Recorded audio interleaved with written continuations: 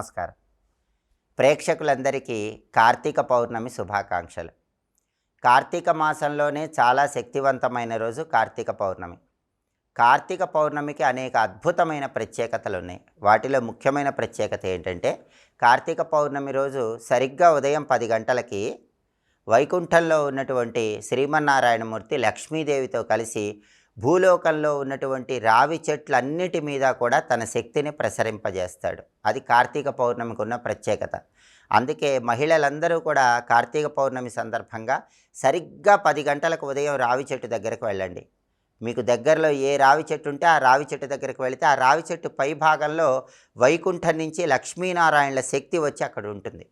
కాబట్టి రావి చెట్టు దగ్గర శుభ్రం చేసుకోవటం, బియ్యపిండితో ముగ్గు వేయటం, రావి చెట్టు దగ్గర దీపాన్ని వెలిగించటం, పసుపు కుంకుమ వేసి పుష్పాలు అలంకరించి రావి చెట్టుకు ప్రదక్షిణలు చేయటం చేయండి. దీనివల్ల లక్ష్మీనారాయణల అనుగ్రహం సంవత్సరం మొత్తం చాలా సులభంగా కలుగుతుంది.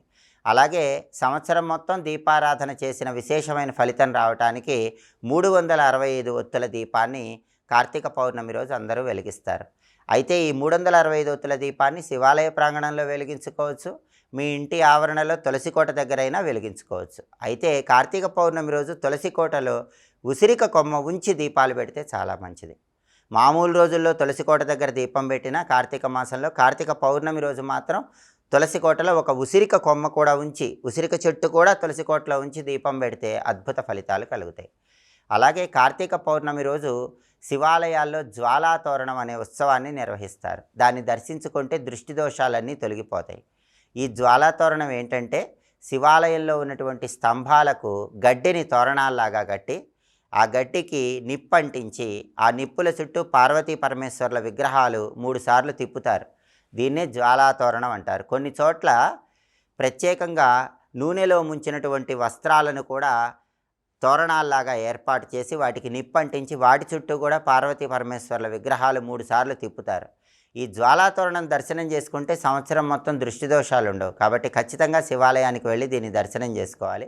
జ్వాలాతోరణం పూర్తయిపోయిన తర్వాత అక్కడ ఉన్నటువంటి బూడిదను బొట్టులాగా ధరించుకుంటే కూడా అన్ని రకాలైనటువంటి శత్రుబాధలు దృష్టి దోషాల నుంచి బయటపడవచ్చు. ప్రధానంగా కార్తీక పౌర్ణమి రోజు పిల్లలందరూ బాగుండాలంటే తులసికోట దగ్గర తల్లి పాటించాల్సిన ఒక ప్రత్యేకమైన విధి విధానం ఉంది. ఆ విధి విధానం ఏంటంటే, ప్రతి ఇంట్లో కూడా తల్లి కార్తీక పౌర్ణమి రోజు సాయంకాలం పూట తులసికోట దగ్గర దీపాన్ని వెలిగించి ఒక తమలపాకు ఉంచి ఆ తమలపాకులో ఒక రాగి నాణెం ఉంచాలి. అయితే ఆధునిక కాలంలో రాగి నాణ్యాలు అందరి దగ్గర ఉండవు కాబట్టి దానికి ప్రత్యామ్నాయంగా ఒక రూపాయి నాణెమైనా ఉంచవచ్చు.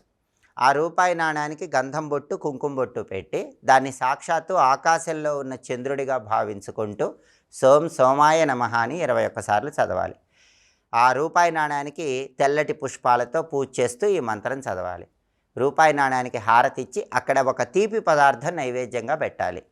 వీలైతే అటుకులు పాలల్లో కలిపి నైవేద్యం పెట్టడం లేదా పటిక బెల్లం ముక్క నైవేద్యం పెట్టడం చేయాలి. అంటే దీన్ని చంద్ర పూజ అనే పేరుతో పిలుస్తారు. తులసికోట దగ్గర ఇలా రూపాయి నాణ్యం ఉంచి దాన్ని చంద్రుడిగా భావించుకొని తల్లి పూజ చేసిన తర్వాత ఆ రూపాయి నాణ్యాన్ని పిల్లలు చదువుకునేటటువంటి గదిలో ఏర్పాటు చేయాలి.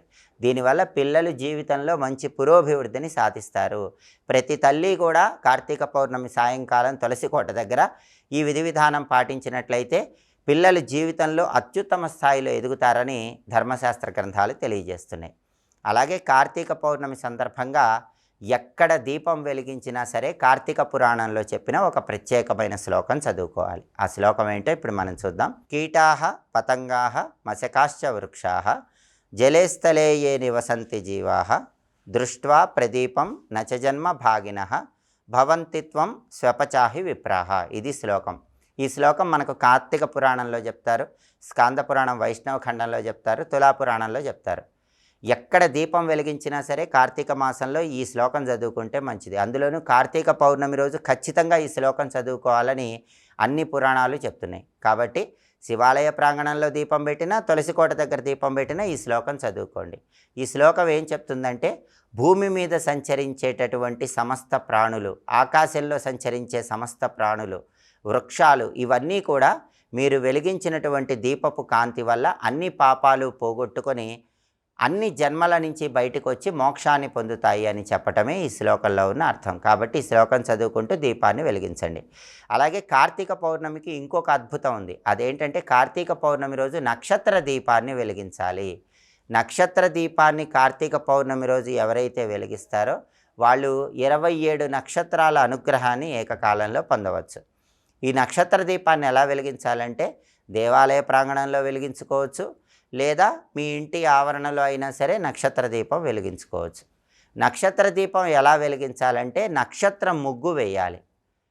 నక్షత్రం ముగ్గు వేసినప్పుడు ఆ నక్షత్ర ముగ్గులో 27 బిందువులు ఉంటాయి. ఈ 27 బిందువుల దగ్గర 27 ఉసిరిక దీపాలు వెలిగించాలి. దీన్నే నక్షత్ర దీపం అంటారు. ఇది దేవాలయ ప్రాంగణంలో వెలిగించుకోవచ్చు, లేదా ఇంటి ఆవరణలో అయినా వెలిగించుకోవచ్చు. 27 బిందువుల దగ్గర 27 ఉసిరిక దీపాలు ఉండే విధంగా నక్షత్రం ముగ్గు వేసి ఈ ఉసిరిక దీపాలు పెడితే సంవత్సరం మొత్తం 27 నక్షత్రాల సంపూర్ణమైన అనుగ్రహం ఉంటుంది. నక్షత్ర దోషాలు తొలగిపోతాయి, అందరికీ అదృష్టం కలిసి వస్తుంది. కాబట్టి కార్తీక పౌర్ణమి సందర్భంగా ఈ ప్రత్యేకమైన విధి విధానాలు పాటించండి.